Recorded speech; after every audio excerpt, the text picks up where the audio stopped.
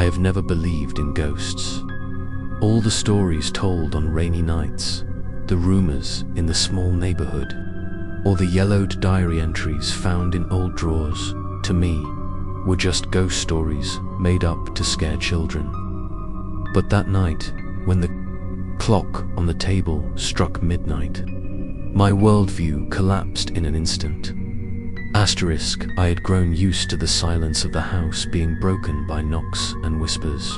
But the night after the watcher called my name, everything felt heavier. The air itself seemed to press against my chest, as if the house wanted me to suffocate under the weight of its secrets.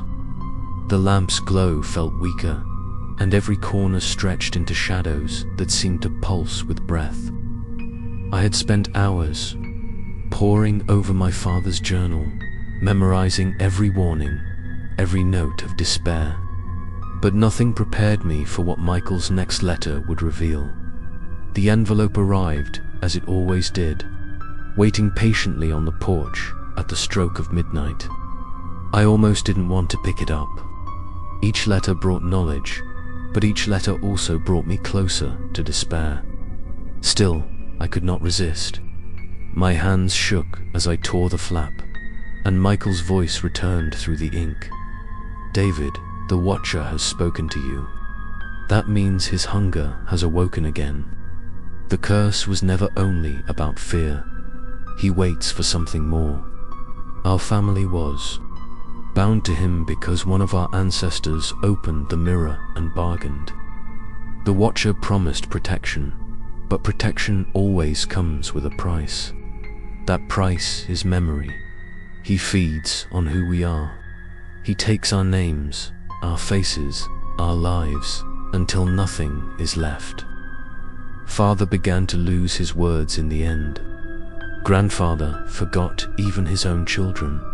That was the Watcher feeding, and now he has found you. I read the lines again and again until the words carved themselves into me. Protection, memory, bargain. My mind spiraled back to those portraits on the walls, the faces that had looked strange to me, as though faded by more than just time. They were not fading photographs. They were fading people. Their memories had been consumed. Their existence had been hollowed by the Watcher.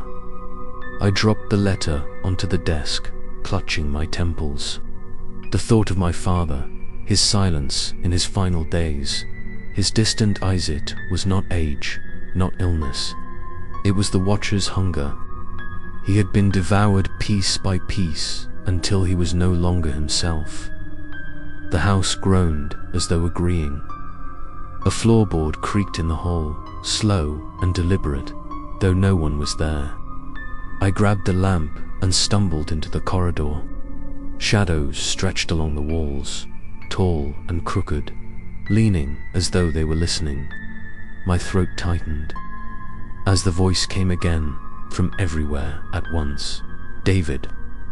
I pressed myself against the wall, trembling.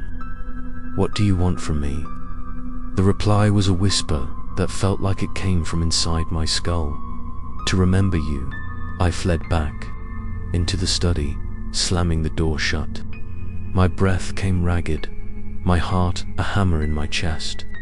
I forced myself to read the last part of Michael's letter. "You cannot destroy the mirror.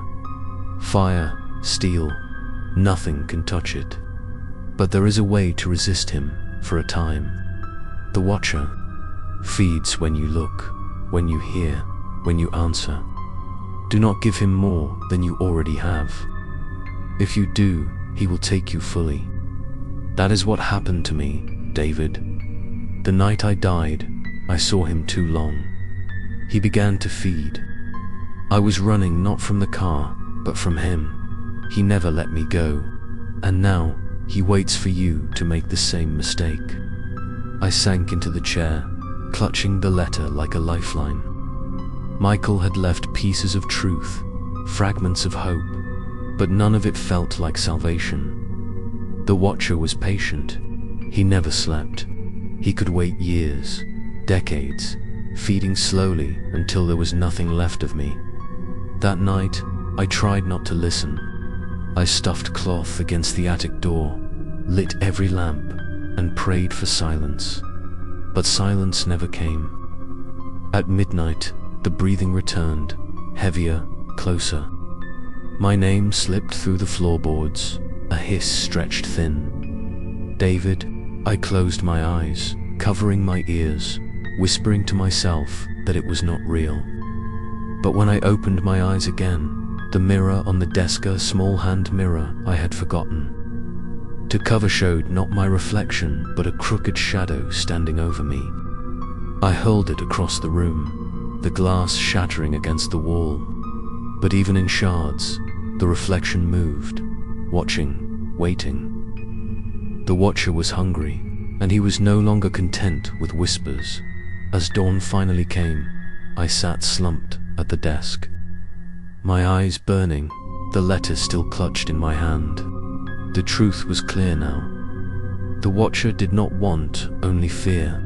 He wanted me, my memories, my life, everything that made me who I was. Michael had tried to warn me, but the curse was relentless. Stay tuned for the next episode, where David searches for the origin of the ancestor who first made the bargain with the Watcher, and discovers that the mirror's hunger may already be consuming him.